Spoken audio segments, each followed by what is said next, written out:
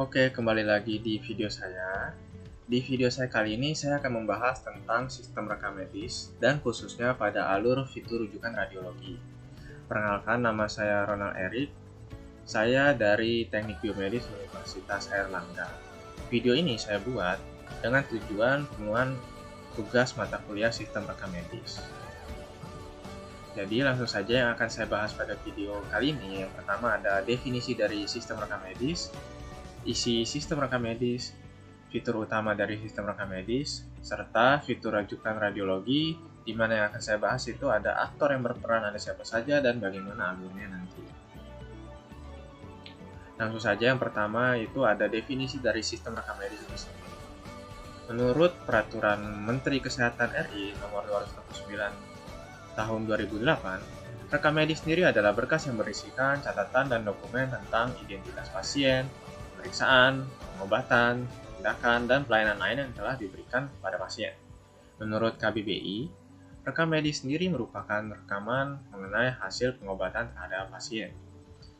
Sebenarnya rekam medis sendiri ada beberapa istilah seperti medical document, medical notes, medical record, health record, personal health record, family health record, medical report, dan sebagainya. Nah, ada dua yang perlu digarisbawahi di sini, yaitu bedanya antara rekam medis atau medical record dengan rekam kesehatan atau health record. Rekam medis sendiri dibuat, dikumpulkan, dikelola, dan dikonsultasikan oleh petugas teruji klinik dan staf dari sebuah organisasi yang terlibat dalam pelayanan pasien. Sedangkan kalau rekam kesehatan adalah lebih fokus ke pemahaman kesehatan lebih luas dari pasien, melampaui standar data klinis yang dikoleksi di klinik awal. Jadi, sebenarnya medical record dengan health record itu hampir mirip. Kalau medical record bersifat lebih rahasia, kalau health record, semua dokter yang menangani pasien bisa mengaksesnya. Misal, bila pasien keluar kota, dokter di luar kota tersebut dapat mengetahui riwayat pasien melalui health record. Nah, isi dari rekam medis sendiri itu ada identitas lengkap pasien, catatan tentang penyakit seperti diagnosis, terapi, pengamatan perjalanan penyakit, dan sebagainya. Kemudian ada catatan dari pihak ketiga seperti keluarga, dan sebagainya. Kemudian hasil pemeriksaan laboratorium seperti foto, ronsen, dan lain-lain. Kemudian resume dari rekam medis tersebut. Nah, manfaat dari rekam medis itu sendiri bisa dijadikan sebagai alat komunikasi antara tenaga kesehatan, dasar untuk perencanaan tentang tindakan apa yang akan dilakukan nantinya, atau sebagai bukti dokumentasi medis. Atau juga bisa sebagai dasar analisis studi dan evaluasi mutu pelayanan kesehatan sebagai gambaran data klinis yang bisa dimanfaatkan untuk penelitian dan pendidikan, memberikan informasi bagi pihak ketiga, dan sebagainya. Jadi, secara kesimpulan, nilai rekam medis itu sendiri ada nilai administratif, legalitas, finansial, research, education, dan documentary. Kemudian dasar hukum dari sistem rekam medis itu sendiri itu ada berasal dari undang-undang, peraturan pemerintah, peraturan Menteri Kesehatan, dan keputusan Menteri Kesehatan. Rekam medis ada yang berbasis kertas dan berbasis elektronik, dan juga ada yang berbasis web, di mana rekam medis berbasis kertas memiliki beberapa kekurangan. Dengan menggunakan kertas, maka komunikasi antar pemberi layanan kesehatan akan memerlukan waktu yang lebih lama dibandingkan menggunakan elektronik. Rekam medis berbasis kertas mempunyai kesulitan karena mempunyai data yang tidak mutakhir. Karena rekam medis aktif yang dimiliki pasien sering datang ke rumah sakit terus berpindah dari satu fasilitas ke fasilitas lain. Sedangkan tenaga kesehatan yang akan memutakhirkan data tersebut sering tidak mempunyai banyak waktu.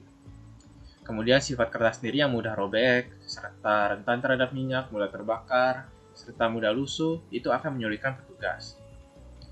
Rekam medis berbasis elektronik adalah rekaman pasien yang dikerjakan secara elektronis dan bernaung dalam sistem yang dirancang secara khusus guna mendukung pengguna dalam mengakses data secara lengkap dan akurat. Kemudian, rekam medis berbasis web sendiri itu merupakan sebuah sistem yang dibangun dengan teknologi komputer berbasis web.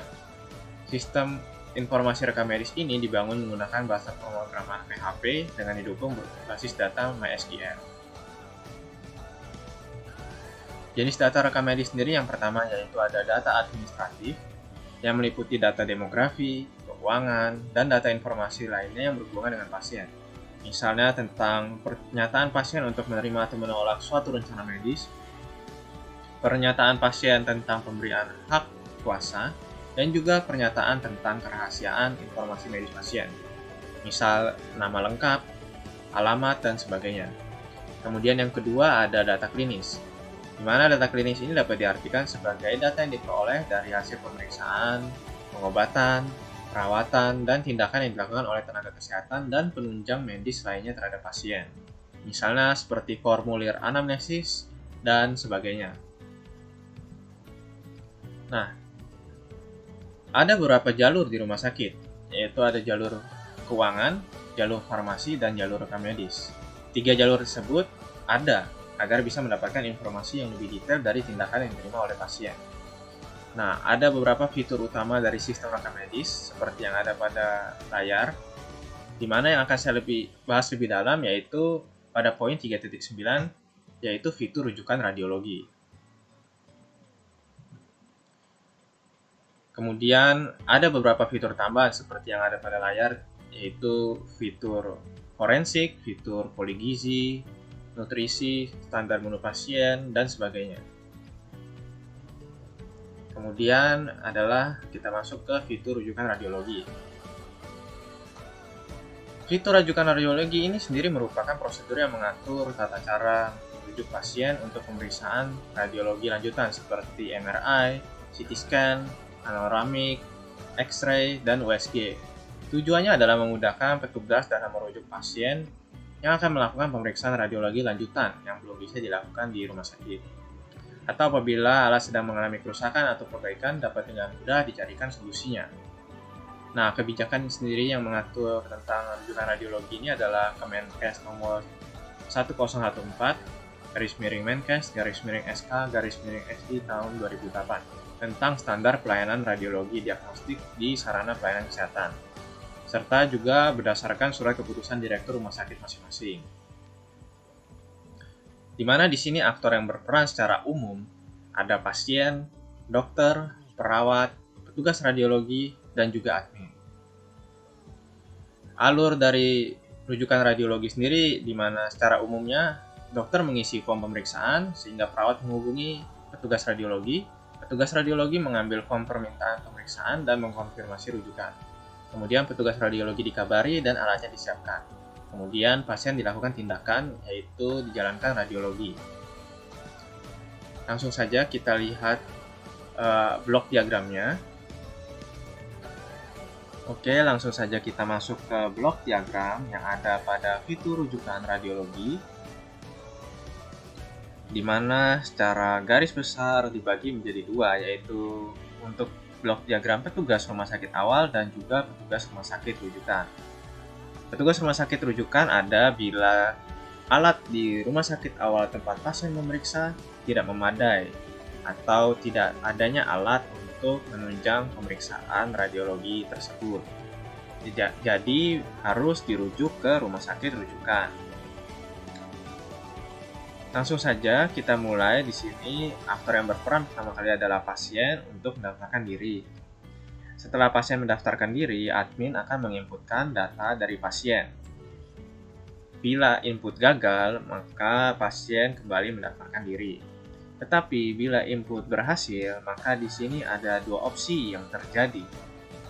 Di mana opsi pertama terjadi apabila pasien ingin mendaftarkan diri ke pemeriksaan dokter umum. Dan opsi kedua terjadi di mana pasien ingin langsung diperiksa oleh dokter spesialis radiologi. Kemudian dokter menyarankan pemeriksaan radiologi. Dan hasil periksa dari dokter tersebut diinputkan kembali oleh admin. Apabila pasien setuju untuk menyarankan pemeriksaan radiologi, maka perawat menghubungi petugas radiologi. Bila pasien tidak setuju, maka proses langsung dapat dihentikan karena pasien mendapatkan apa yang dibutuhkan. Kemudian, setelah pasien setuju, perawat menghubungi petugas radiologi. Kemudian, Dokter radiologi, dokter spesialis radiologi memutuskan apakah tindakan ini bisa dilakukan di rumah sakit ini. Bila ya, maka alat siap. Bila tidak, perawat akan menghubungi admin, kemudian admin akan menghubungi pihak rumah sakit rujukan atau pihak rumah sakit lain. Kemudian pihak kedua atau pihak rumah sakit lain akan kita bahas nantinya. Yang akan kita bahas di sini terlebih dahulu adalah pihak tugas rumah sakit awal tempat pasien memeriksakan diri. Jadi langsung saja, apabila tindakan bisa dilakukan di rumah sakit ini, bila ya, petugas radiologi akan memeriksakan apakah alatnya siap atau tidak. Bila alatnya siap, maka perawat akan langsung mendampingi pasien. Bila alatnya tidak siap, maka pasien menunggu kesiapan alat dan kembali lagi apakah alatnya siap atau tidak. Bila alatnya siap, perawat mendampingi pasien, kemudian fisikawan medis mendapatkan data pasien, di mana data tersebut sebelumnya sudah dilihat oleh dokter. Kemudian setelah fisikawan medis mendapatkan data dari pasien, maka tindakan dilakukan dan proses selesai. Kemudian kita akan membahas bila terkait dengan rumah sakit rujukan, di mana apabila tindakan tidak bisa dilakukan di rumah sakit awal tempat pasien memeriksa. Kemudian perawat menghubungi admin, admin menghubungi pihak rumah sakit lain, dan admin dari pihak rumah sakit lain akan menjawab dan menginputkan data pasien.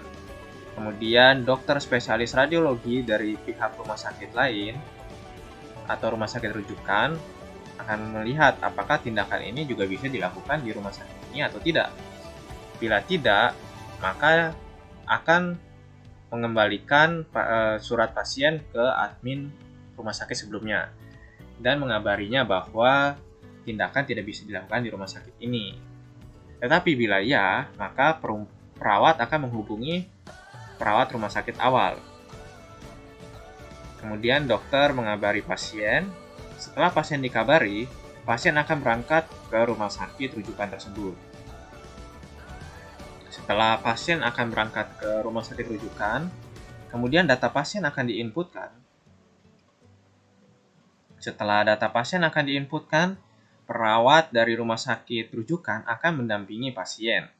Kemudian setelah pasien didampingi, maka dokter spesialis radiologi juga akan kembali memeriksa bagaimana keadaan pasien tersebut. Kemudian setelah dokter memeriksa, fisikawan medis mendapatkan data pasien. Kemudian setelah data pasien didapatkan, maka dilakukanlah tindakan. Kemudian setelah tindakan dilakukan, proses fitur rujukan radiologi yang ada selesai. Oke, baik. Jadi setelah kita lihat pada blok diagram yang sudah dijelaskan tadi, bisa kita lihat aktor yang berperan di sini dibagi menjadi dua. Secara umum yaitu ada rumah sakit awal dan rumah sakit rujukan. Nah, ini terjadi sesuai yang sudah dijelaskan tadi, bila mana rumah sakit awal tidak bisa melakukan pemeriksaan radiologi tersebut. Pada rumah sakit awal, aktor yang berperan sendiri seperti yang kita ketahui ada pasien itu sendiri, kemudian perawat, di mana perawat sendiri bertugas untuk mendampingi pasien, kemudian dokter yang bertugas untuk memeriksa kondisi pasien dan juga melakukan rujukan radiologi apabila diperlukan. Begitu juga dengan dokter spesialis radiologi. Kemudian ada admin yang berperan untuk menginputkan data pasien, menghubungi pihak rumah sakit lain sebagai rujukan, bila mana rumah sakit awal tempat pasien memeriksa tidak bisa melakukan tindakan pemeriksaan radiologi. Kemudian ada fisikawan medis yang fungsinya untuk merancang kinerja dari alat tersebut, seperti sudut untuk dilakukan treatment pada pasien seberapa, kemudian ukuran treatmentnya berapa, dan sebagainya. Kemudian ada petugas radiologi, di mana petugas radiologi sendiri berperan sebagai operator alat untuk dilakukan treatment terhadap pasien. Kemudian pada pihak rumah sakit rujukan itu juga ada perawat yang fungsinya juga sama secara umum untuk mendampingi pasien. Kemudian ada admin juga yang fungsinya secara umum sama, dokter spesialis radiologi, fisikawan medis, dan juga petugas radiologi. Oke, sekian video saya kali ini. Semoga video saya kali ini bisa bermanfaat dan menambah pengetahuan kita semua secara umum tentang fitur rujukan radiologi yang ada di rumah sakit. Oke, sampai jumpa di video selanjutnya.